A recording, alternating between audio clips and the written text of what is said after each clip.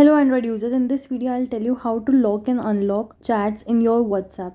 So there is option of locking your chats as well so that no one else can check it. In case your WhatsApp does not have any proper lock, then you can lock your chat individually. So go to the WhatsApp and select your chat, tap on three dots and you have to tap on lock chat, right? The third last option, and now tap on continue. So this chat will be hidden where, so you see an option of log chat above the first chat of your WhatsApp, right? You tap there and it will ask you for the password of your phone, and this chat is now hidden from everyone until you unlock it, right? Anyways, if you want to unlock this, means bring it back, means keeping the chat as it was usually with other chats, right? Normally and unlocked, right?